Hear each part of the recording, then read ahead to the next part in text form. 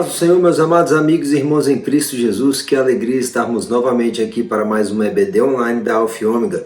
E no dia de hoje nós iremos trabalhar aqui nessa lição de número 12, antepenúltima, já fechando, estamos rompendo, conseguimos aí voltar com a Escola Bíblica Online, depois de um tempo parado, dentro desse contexto maravilhoso de missões até os confins da terra, falando dos povos não alcançados, das missões transculturais. E hoje, na lição de número 12, nós vemos a igreja de Antioquia como um modelo de missões, né?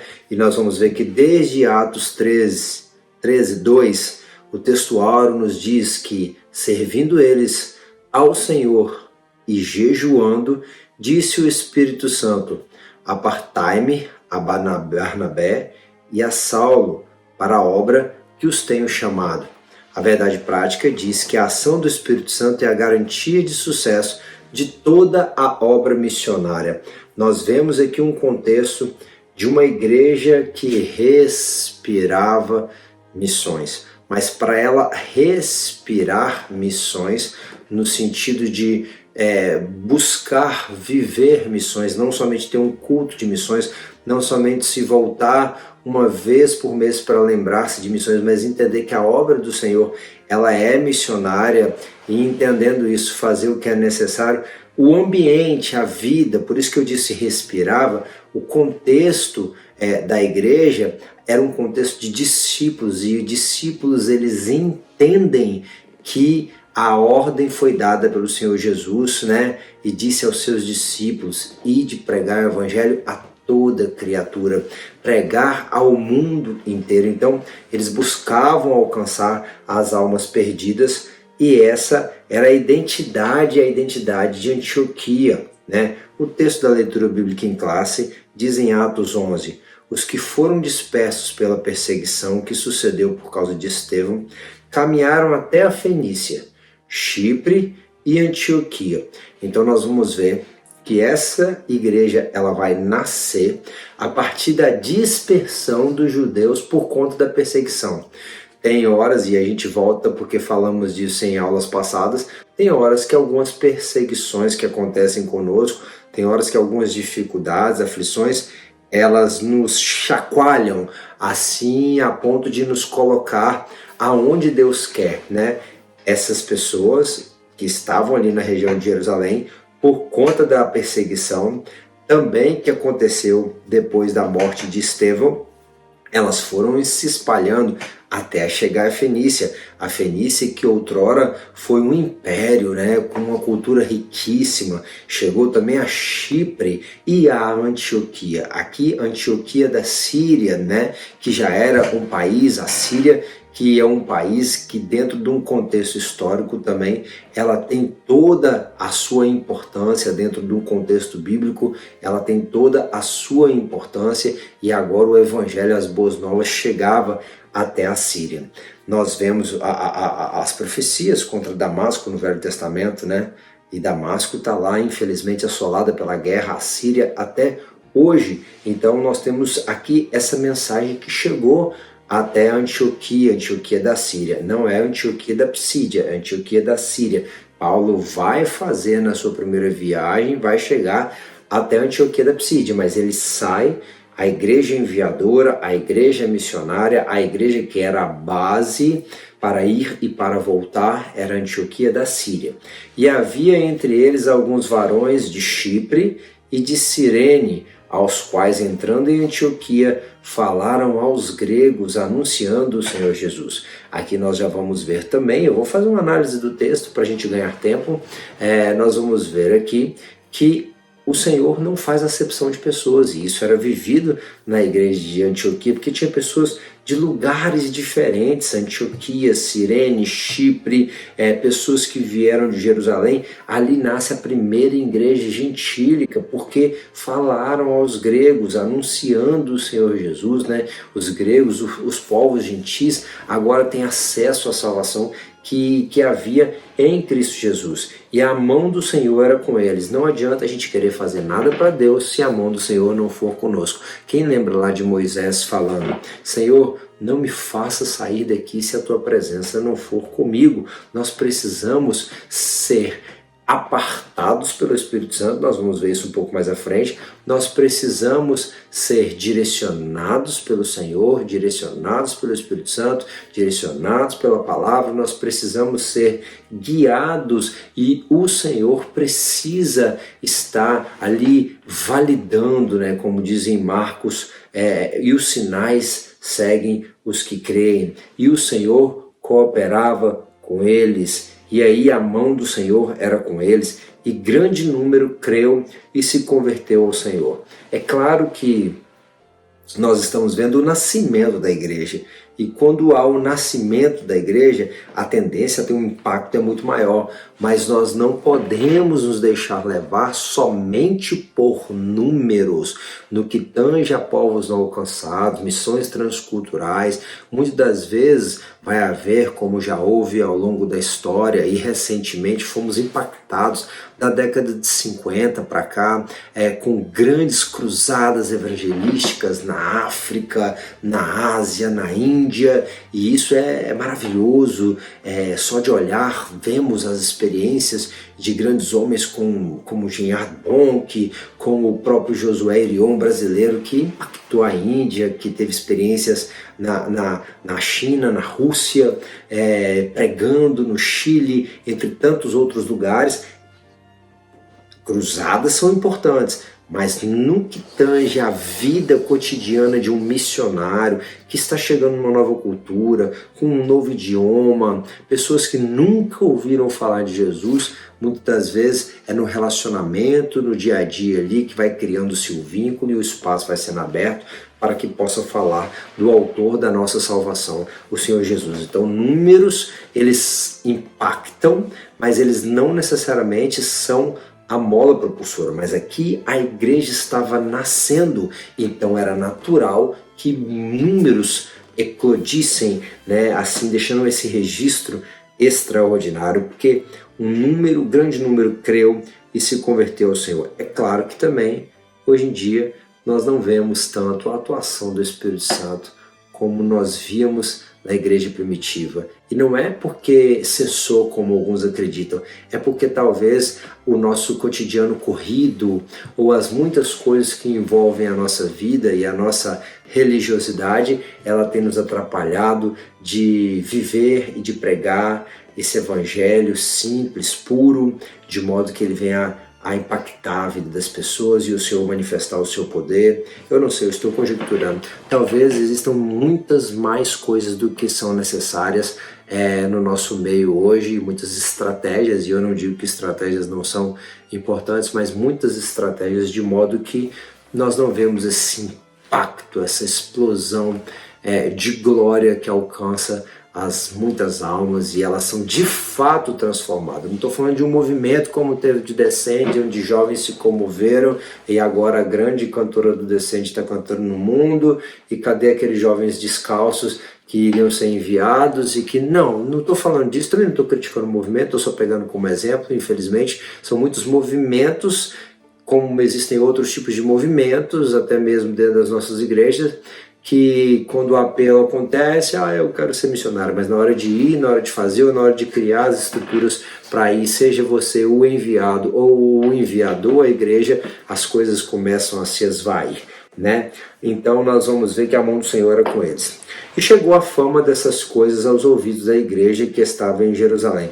Veja bem, não tinha internet, não tinha veículos de mídia, de comunicação. Eu sou formado em comunicação. Nós estamos aqui através da aula da Escola Bíblica da UFOMG no YouTube, podendo contribuir com algumas poucas pessoas para a edificação de alguns irmãos que vão dar aula, que estão estudando essa aula porque não podem ir à igreja. Mas a fama que muitos buscam hoje, ela, em nome de Deus, para a glória de Deus, na verdade não era buscada pela igreja. Jesus mesmo, quando fazia alguns milagres, ele se recolhia, porque ele sabia que os seus feitos e as suas palavras, elas iriam alcançar os resultados necessários. Então não precisava de um marketing em cima daquilo. né? Então nós temos que tomar muito cuidado também. Não sou contra, sou formado em comunicação, como disse, e incentivamos assim as mídias sociais para o prol do crescimento do Evangelho, mas se o Espírito Santo não fizer com que a candeia seja colocada no lugar certo para iluminar, nenhuma estratégia vai funcionar, né? E chegou a fama dessas coisas a igreja de Jerusalém e enviaram então Barnabé a Antioquia. Barnabé era um homem que era piedoso, um homem que se despiu da sua glória, se despiu, assim, despojou-se, né, o Barnabé, até dos seus bens materiais para depositar aos pés dos discípulos e assim contribuir para que todos tivessem tudo em comum, como diz o texto de Atos, né? Esse homem que era um homem abnegado, essa palavra que era muito usada na oratória neopentecostal, pentecostal, né, mais antiga, da década de 90, ela tem se perdido um pouco hoje, né? Um abnegado servo de Deus, aquele homem que se nega em prol da glória de Deus se manifesta através da vida dele, e não só através da vida dele. Barnabé, como um homem de confiança, ele vai enviado pela igreja de Jerusalém para saber como estava em Antioquia, e ali ele vai se deparar com uma igreja solidificada, né? O qual, quando chegou, viu a graça de Deus e se alegrou e exortou a todos que, com firmeza de coração, permanecessem no Senhor. Mesmo em meio às aflições, angústias e dificuldades que todos passamos, ele continuava exortando a fé, a fidelidade, a constância no Senhor. Por quê? Porque ali ele viu a graça de Deus. Então, nós que estamos vivendo debaixo da graça de Deus, precisamos ser constantes na graça de Deus. Nós que estamos desfrutando da graça, da glória, da misericórdia, do amor de Deus, nós precisamos permanecer no Senhor, né? Porque era homem de bem e cheio do Espírito Santo e de fé, e muita gente se uniu ao Senhor. Então aqui já tem um testemunho de alguém que se predispõe a ajudar na obra missionária, né? Era um homem de bem. Então muitas pessoas que têm um bom testemunho, como tinham os diáconos, né, que foram apresentados para servir a igreja. Então não é só para os diáconos ter um bom testemunho, não. Ter um bom testemunho diante de todos, cair na graça do povo, é isso, é as pessoas olharem e saber que muitas das vezes, por mais que elas, você confronte elas com a verdade do Evangelho, com aquilo que você crê, elas não podem nem têm do que te acusar, porque, né, vem em você o cristianismo que é vivido, né? Esse homem, ele era cheio do Espírito Santo, também como os diáconos, né? Então aqui parece que são requisitos para o obreiro, não necessariamente para o diácono, mas também para o presbítero, mas também para o evangelista, para o missionário, para o supervisor, porque Barnabé foi ali como um presbítero, não um bispo, um supervisor, para ver como estava aquela igreja em Antioquia, né? E precisa ser cheio do Espírito Santo e de fé, né? Para crer no Senhor, fé com fidelidade, fé com conhecimento nas Escrituras Sagradas. E muita gente se uniu ao Senhor. E partiu Barnabé então para Tarso. Para quem? Para buscar Saulo. Foi sozinho? Podia, mas achou por bem levar Saulo, que estava onde? Em Tarso. E em Tarso, Saulo estava tendo experiências extraordinárias com Cristo nas Escrituras, né? Conhecendo Jesus através das Escrituras, como nós já falamos. E o levou para Antioquia. E sucedeu que todo um ano se reuniram naquela igreja e ensinaram. Lembra de Mateus 28? Pregar o evangelho e ensinar a guardar essas coisas. Então, o discipulado é algo inerente à obra missionária, e nós vamos ver que lá no campo ele acontece, mas ele precisa também acontecer na igreja local. Não tem missionário que é vocacionado se ele não conhecer a palavra de Deus e entender que o Senhor tem um chamado para ele pela revelação da palavra de Deus. E ele não será capacitado para ser enviado se ele não pautar a sua estrutura de conhecimento através da palavra de Deus. Então, O que Paulo mais Barnabé estavam fazendo lá? Estavam ensinando, porque o missionário é aquele que vai para o campo, vai preparar um pastor, vai preparar um evangelista, vai preparar um presbítero, vai preparar um diácono, vai preparar missionário, missionária, né? Vai capacitar pessoas, vai dar um estudo para casais, vai dar ali a preparação para o batismo, vai estar fazendo a instituição da ceia. O missionário vai estar trabalhando em todas as áreas, trabalha com a criança, trabalha com a música, é como se fala, polivalente. Então é alguém que é habilitado em todas as áreas e precisa não somente ter um conhecimento mínimo básico, mas também ensinar, ou pelo menos como era o pai da Google, né, trazer ali pessoas que possam ensinar para que aquele conhecimento específico ele venha a crescer e a igreja fosse ensinada e edificada em Cristo e com a sua solidez. Ensinaram muita gente e em Antioquia foram os discípulos pela primeira vez chamados de cristãos. Por quê? Porque se pareciam com Cristo, porque queriam imitar a Cristo. Nós precisamos querer imitar a Cristo. Tem um livro famoso, né? Em Seus Passos, o que faria Jesus. A gente precisa o tempo inteiro estar buscando entender o que Jesus faria em cada uma das situações da nossa vida. Nós precisamos consultar ao Senhor em oração, em jejum, em consagração, mantendo o vínculo, a intimidade com Cristo, na sua palavra, para entender como que cada uma das coisas devem ser feitas, principalmente para que as pessoas possam ver Cristo em nós. De modo que assim, como imitadores de Cristo, Paulo falou, sejam meus imitadores como eu sou de Cristo. E nós, como imitadores de Cristo, possamos, como um sal da terra, criar ali o desejo das pessoas de estar bebendo da água da vida e de também ser esse sal na terra, essa luz do mundo. Ou seja, cristãos são aqueles que querem imitar a Cristo ou imitações de Cristo, né? Então nós precisamos buscar entender esse contexto em que a igreja foi chamada por primeira vez de cristãos. Passando para o texto de Atos, capítulo número 13, na igreja que estava em Antioquia havia alguns profetas e doutores. O profeta aqui não é o que tem o dom da profecia, né? E Deus pode levantar no meio da congregação quem ele achar por bem para poder comunicar algo do céu para aquele povo, para uma pessoa específica, num momento específico que assim seja da vontade dele. O profeta que é aquele que profetiza pela palavra, é aquele que transmite a palavra revelada do céu, e pela Bíblia ele vai rasgar o coração de todos da igreja, de modo que todos sejam edificados, consolados, confortados, exortados e confirmados no Senhor Jesus pela palavra, né? E os ensinadores, os mestres, os doutores, que vão ali com detalhes, aprofundando, trazendo os segredos, mostrando os contextos. Vamos lá, talvez usando, né, hoje, com a modernidade que temos, né? Paulo era um erudito.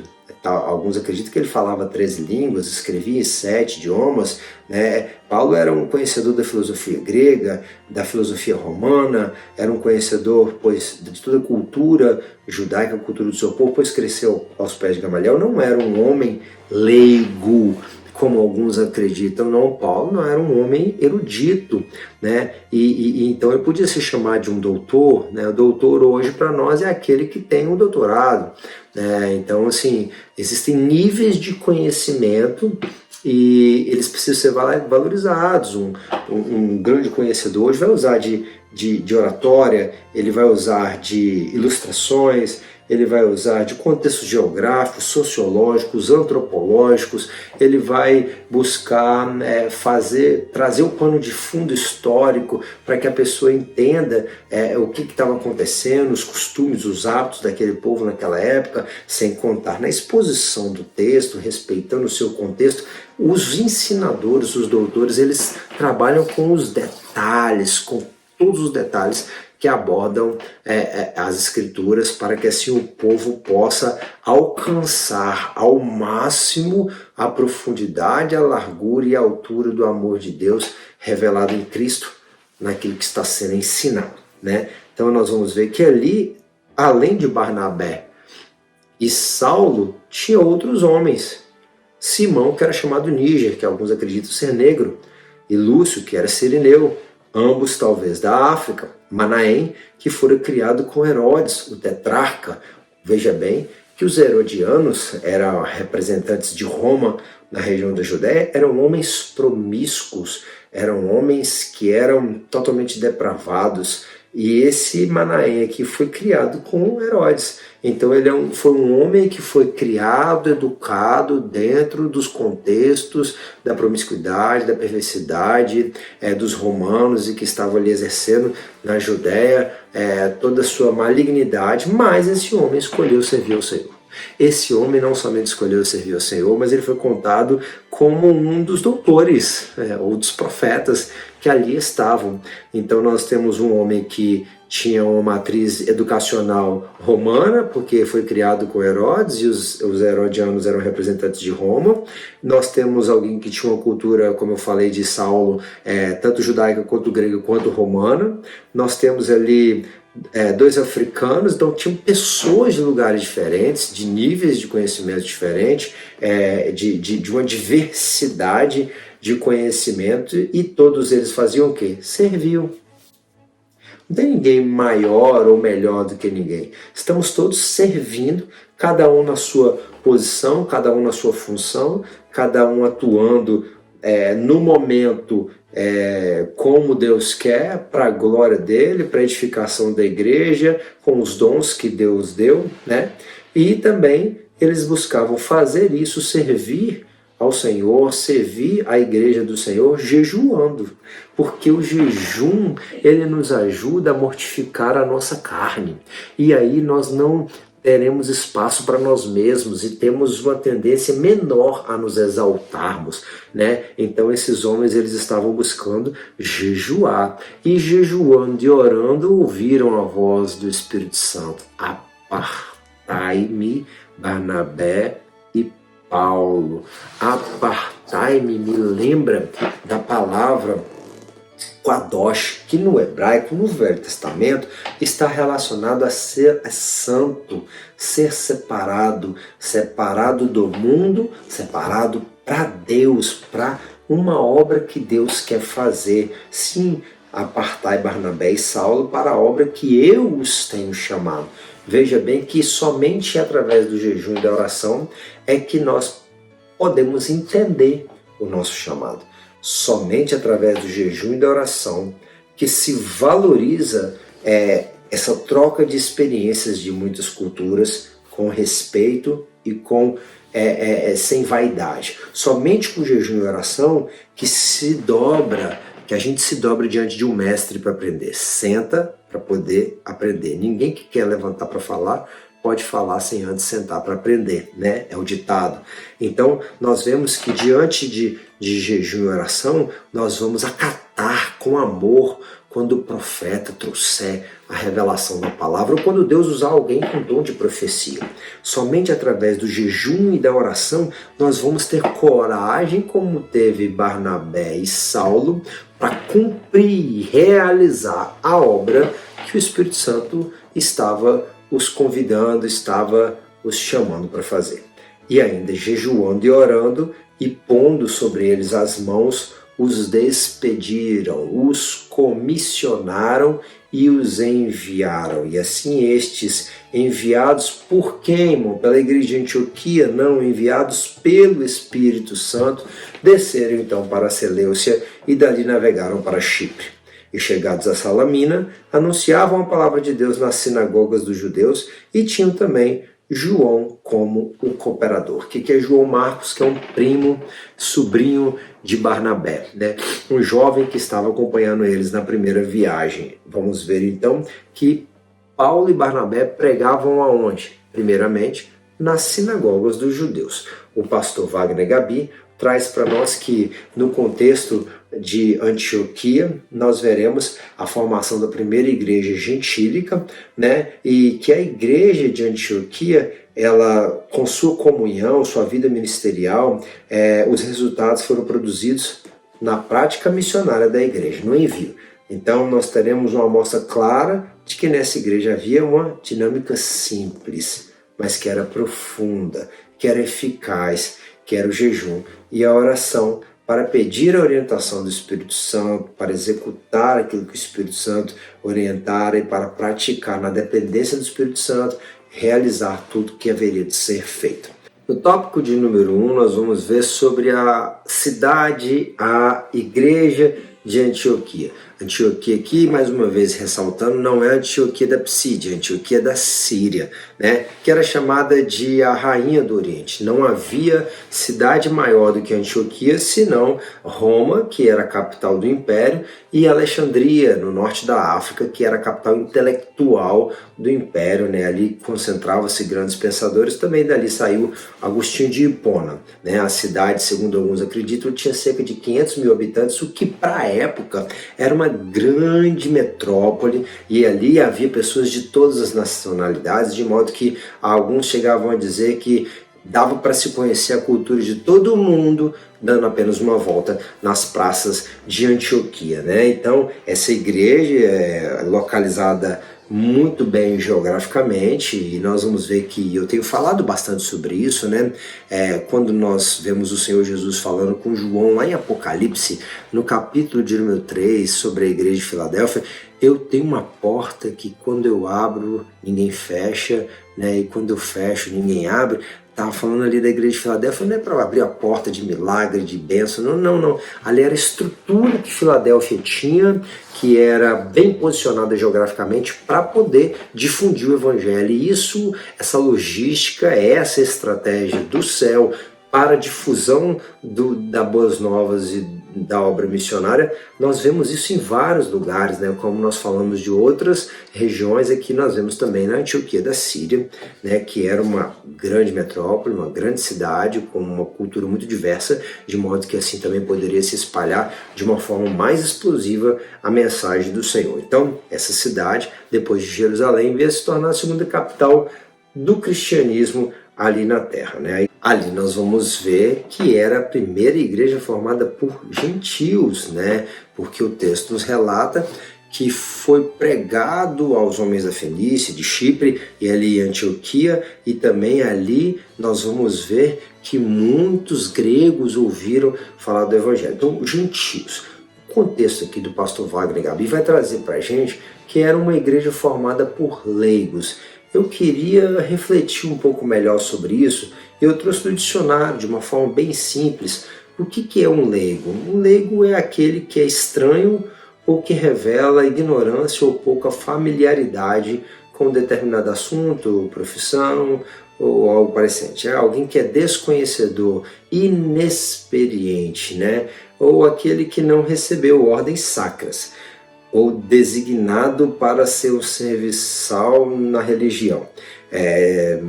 Da mesma forma, disse do juiz que não tinha toga ou que não era diplomado no direito. Então nós temos três contextos aqui. Bem, o leigo é aquele que é chamado de ignorante. Bem, o povo que saiu de Jerusalém eram judeus, e os judeus conheciam sua lei, e agora muitos desses não somente conheciam a palavra de Deus, bem como também experimentaram de coisas extraordinárias que a igreja estava vivendo no começo, e alguns até mesmo, por que não dizer, experimentaram de grandes experiências com o Senhor Jesus enquanto ele estava em terra. Então, não necessariamente eles eram leigos porque eram estranhos àquele assunto do cristianismo, porque eram ignorantes ou simplesmente seguiam por seguir, assim, como vem aboiado, como a religião forjou muitos dos crentes, não somente evangélicos, mas durante muitos anos da história,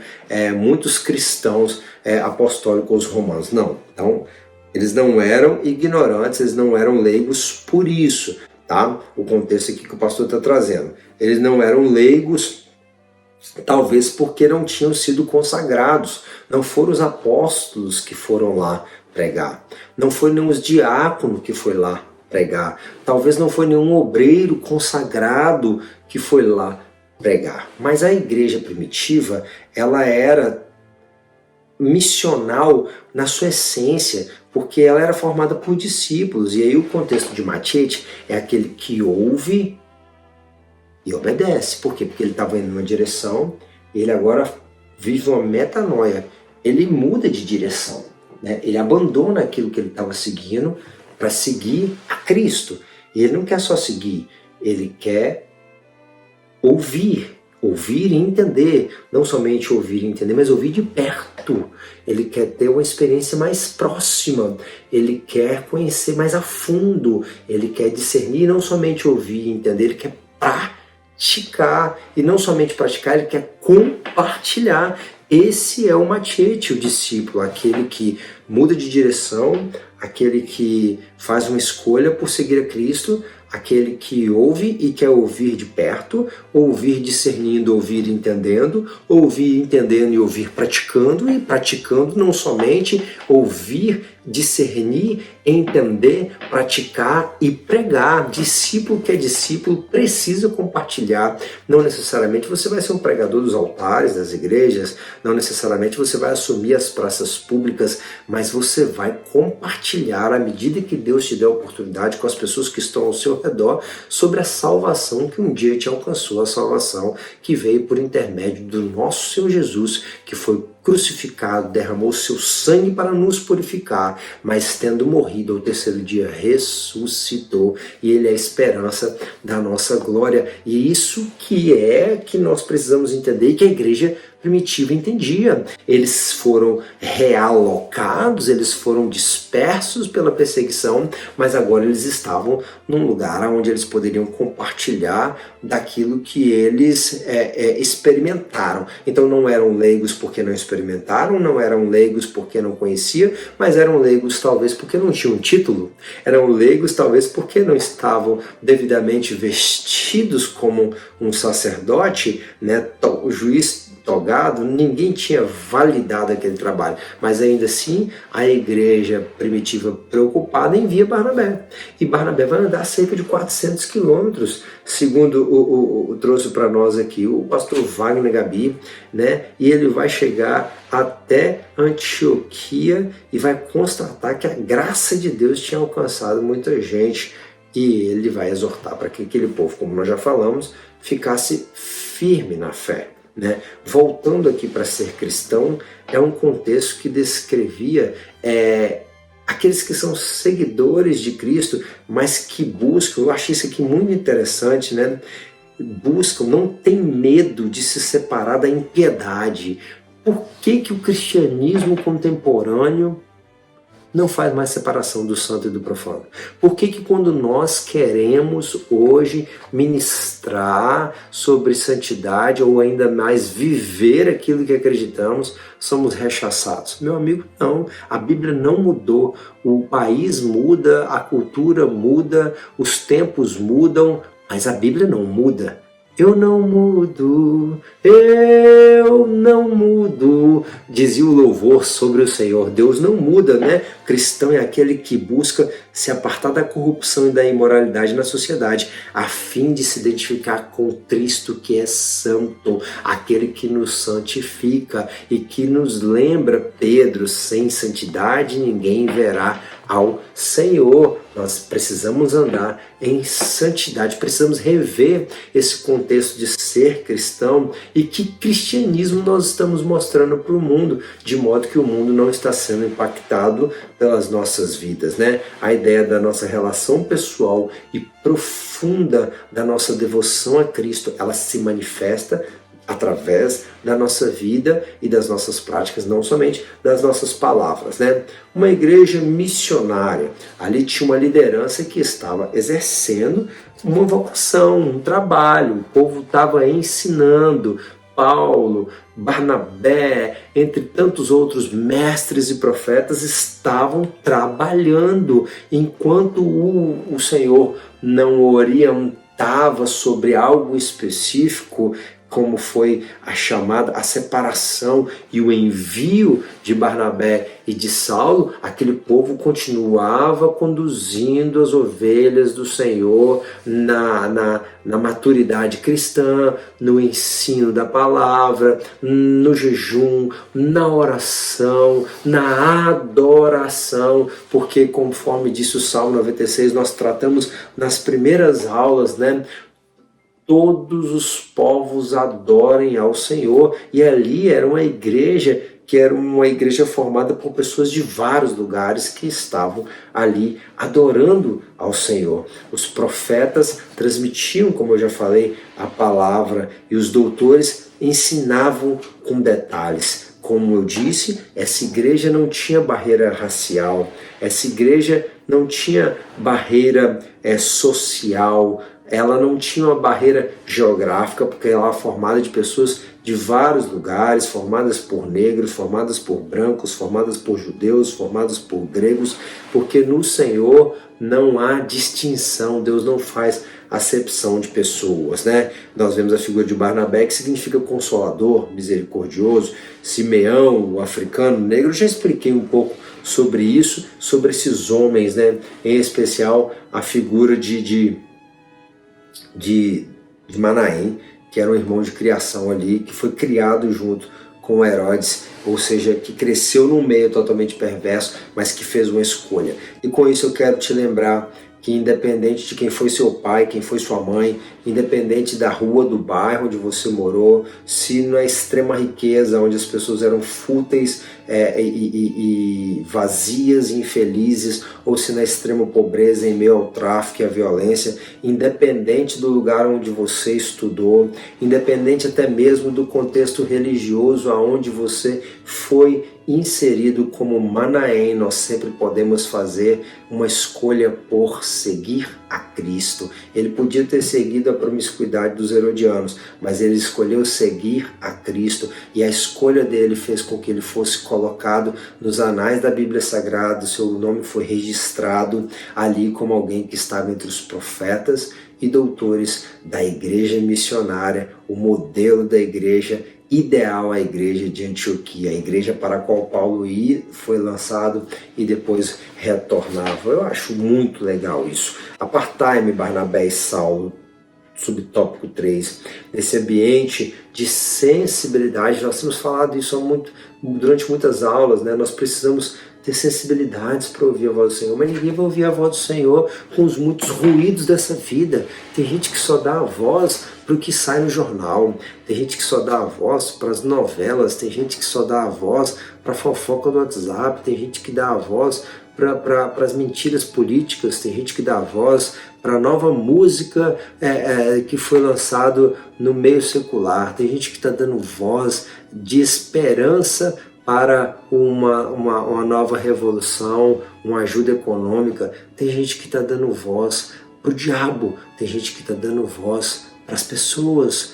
E eu não digo para você dar descrédito às pessoas, mas nós não podemos deixar de ouvir a voz do Senhor. Que Deus nos ajude a não ter comichão nas orelhas, antes que Ele nos ajude, nos higienize pela lavagem da sua palavra, de modo que os ruídos não interfiram, os muitos barulhos, o latir, né? Eu estava ouvindo um grande pregador outro dia, e ele falava de uma experiência de um pastor que foi visitar um irmão, e ele indo visitar o irmão esqueceu de prender o cachorro, e o cachorro atacou o pastor quando o pastor entrou, e aí à medida que ia mordendo o pastor, ele com medo, mas não sentia dor, não via sangue. Antes ele sentia cosquinha, e o cachorro mordendo, e ele sentia cosquinha. Aí o irmão chegou e prendeu o cachorro. O pastor: me perdoa, desculpa.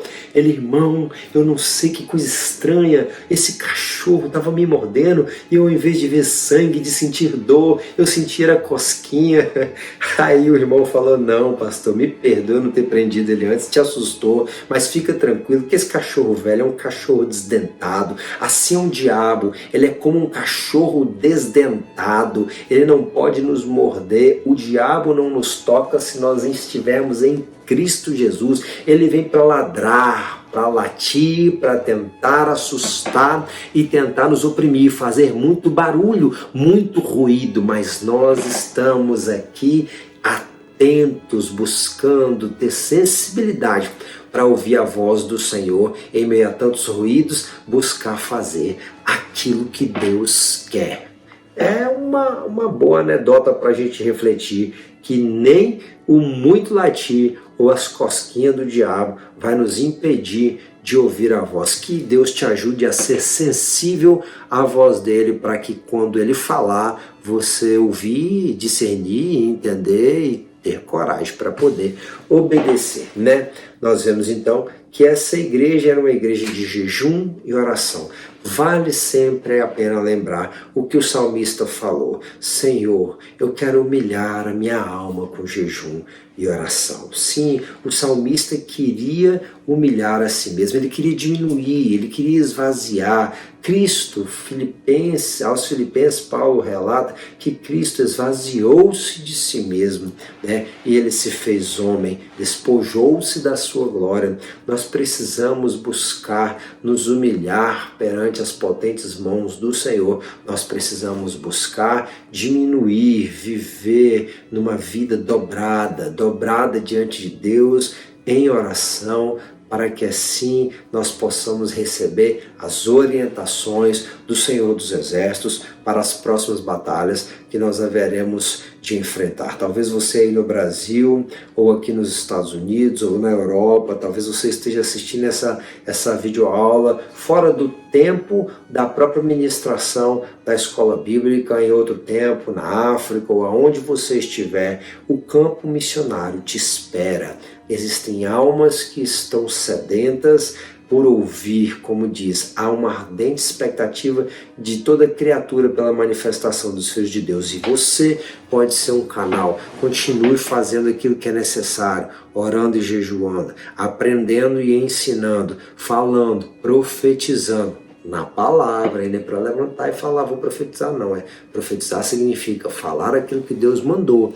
Então você só vai falar o que Deus mandou e dentro da palavra, de modo que ao seu tempo, eu creio, o Espírito Santo pode lhe levantar e te comissionar para algo específico, algo que vai glorificar o nome dele nessa terra. Bem, nós chegamos então aqui no contexto do tópico de número 3, onde nós vemos o serviço de missões, né? As missões cristãs que se iniciam e que Lucas relata, né?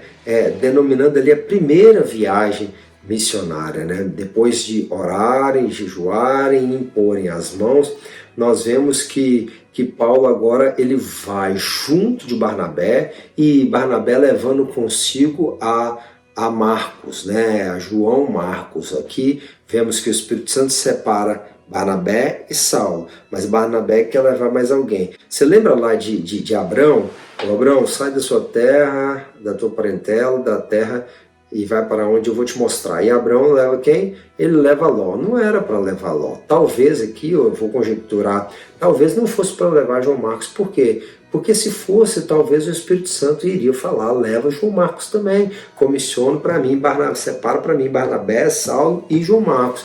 Por quê? João Marcos era menor, João Marcos era inferior, João Marcos não era tão bom quanto, não, talvez não fosse o tempo, talvez não estivesse preparado o suficiente. A verdade é que quando chega a Perge, um ambiente hostil, um lugar difícil, Marcos agora regressa a Jerusalém. Outro comentarista chegou a dizer que nós nem paramos para imaginar, é uma distância tremenda, as limitações e as dificuldades que Marcos também teve que enfrentar voltando para Jerusalém.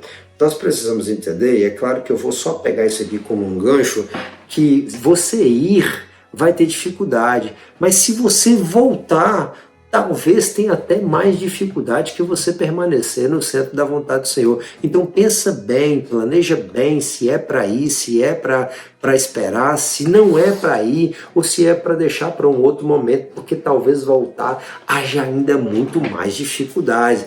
A verdade é que isso chateia muito a Paulo. E Paulo vai com Barnabé para buscar fazer essa segunda viagem para fortalecer os irmãos, e Barnabé vai novamente querer levar João Marcos, e ali há uma contenda. O texto bíblico diz que há uma grande contenda, uma grande dificuldade entre Barnabé e Saulo, a ponto de cada um ir para um lado, né? Então Barnabé vai com João Marcos e Paulo vai com Silas, né?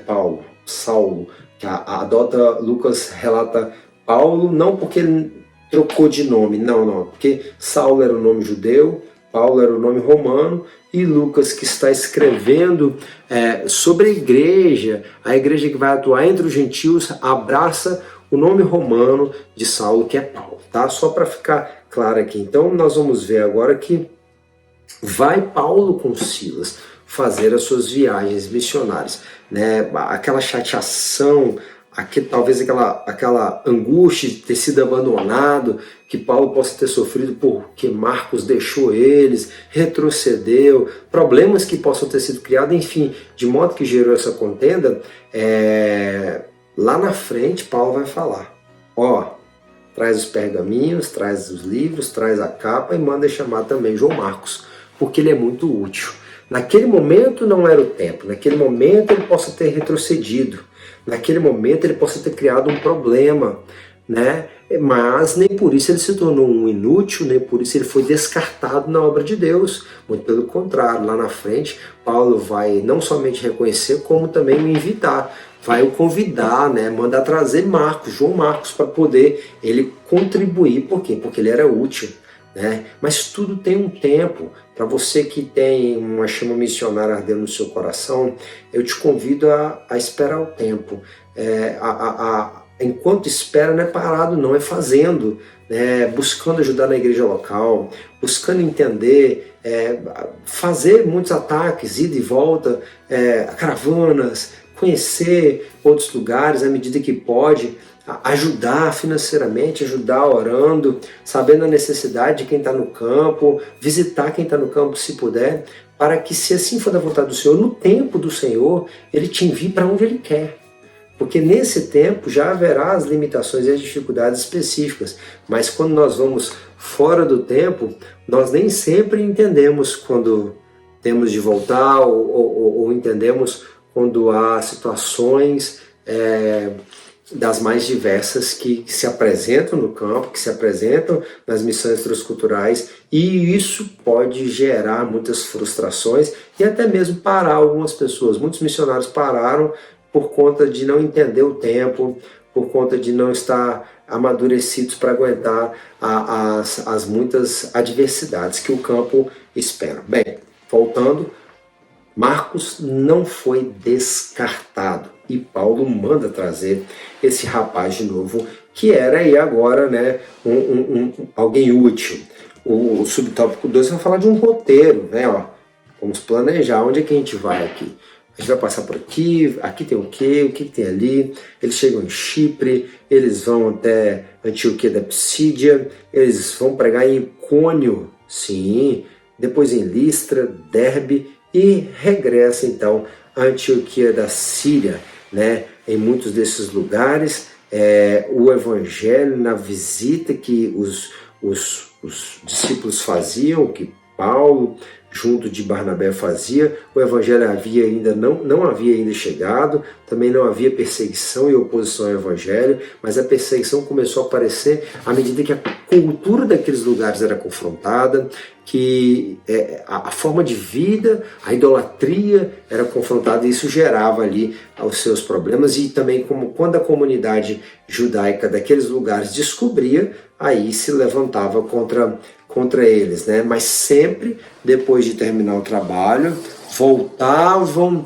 a sua base, né? Que era a igreja de Antioquia.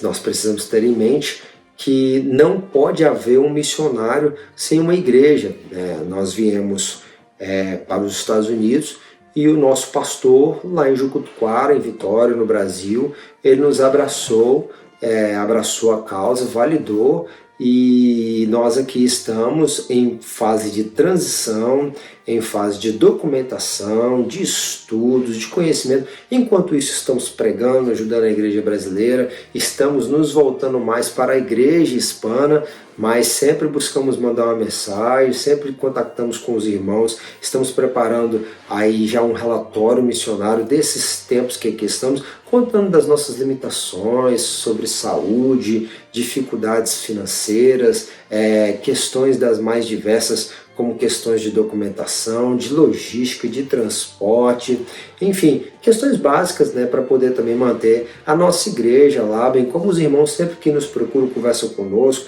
ainda que nós tenhamos perdido praticamente todas as nossas mídias sociais têm sido trocado. Você está aqui no canal agora, esse canal é novo, né? O outro canal perdemos a conta do Facebook, do Instagram, ainda que haja essas facilidades, nós temos hoje muito mais facilidade que Paulo tinha na época, mas temos a quem nos reportar, e não só a quem nos reportar, porque também há uma pressão muito grande para prestar relatório, e isso aqui não é só números, né? Quando nós estávamos em África, tínhamos que dar relatório toda semana praticamente, e dentro de um contexto missionário de agências sérias, se vê que não é assim, que é de 2 em 2 meses, de 6 em 6 meses, que relatórios são enviados, e Paulo prestava relatórios quando ele voltava a Antioquia, né? Então, assim, mas mais do que isso, que é importante e tem que ser feito, não pode se perder o vínculo com os amigos, com os familiares, com a igreja local, com os irmãos em Cristo que gosta de você, que gosta da gente, né? A gente luta porque a vida aqui também é corrida. Eu estou contando a experiência, tentando pontuar através do que nós estamos vivendo, para que você possa entender. Mas mais do que tudo é saber que você tem uma igreja que ora por você. É importante você saber que enquanto você está buscando, ainda que iniciando, dando os primeiros passos, criando a estrutura para que o trabalho venha a se desenvolver, você sabe que tem gente que está orando, você sabe que tem gente que está se preocupando. Não é porque você saiu de perto deles que eles deixam de se preocupar com você. E isso é muito importante. A gente glorifica a Deus pela vida do pastor Gisiel, pela vida do pastor Eduardo, de tantos os obreiros lá de Jucutuquara, bem como do pastor Manuel, que nos recebeu aqui, do pastor Michael, que junto da Natália, que nos deram o suporte. Aí tem o pastor Davi, da Igreja Hispana, o pastor Miguel, lá de Gainesville, o pastor Teófanes, o pastor Arnulfo, que são um brasileiro que trabalha com hispanos, outro mexicano. Aí começa a haver a rede de relacionamentos, a igreja que vai nos recebendo, nos possibilitando trabalhar aqui também, contribuir para a edificação do trabalho que eles já têm feito, tentar ajudar a igreja que aqui já há, enquanto nós vamos descobrindo aonde há uma demanda para poder ali lançar as nossas forças, e sabendo que tem uma igreja lá em Vitória, sabendo que tem irmãos lá no Brasil, saber que tem um contexto de pessoas que estão orando, jejuando, às vezes ofertando e sempre buscando, se preocupando, perguntando, conversando, para saber como é que a gente está, como é que está a saúde das crianças. Isso é muito importante, nós temos a quem reportar, a ter com quem chorar, a ter com quem conversar e ser pastoreado também. Aquele que está no campo é muito importante. Estou citando o nosso exemplo para que fique mais bem ilustrado. Paulo se reportava à igreja de Antioquia, era ali a base para ele ir e vir. E isso é muito interessante, muito importante, né? Nós vemos então que há um grande legado deixado pela igreja de Antioquia. Herança são os bens que se deixa. Legado é o que você deixa de bem dentro da pessoa. Herança são bens que se deixam externamente. Legado é o que você deixa dentro da pessoa. Minha mãe sempre falava que o que a gente coloca aqui e o que a gente coloca aqui, ninguém tira. De modo que o legado é aquilo que, à medida que nós vamos passando na vida das pessoas, nós vamos deixando uma marca, e eu espero que tanto eu quanto você, aonde passarmos, possamos deixar a marca do óleo, a marca da unção, do sumo pastor, a presença do nosso Senhor, nítida em todos os lugares aonde nós vamos, né? Então, nós vemos que, por mais que tenham obstáculos e oposições na obra missionária, nós também teremos muitos resultados, assim como foi no contexto da igreja primitiva, né? Nós vemos que aquele que foi chamado pelo Senhor, vocacionado,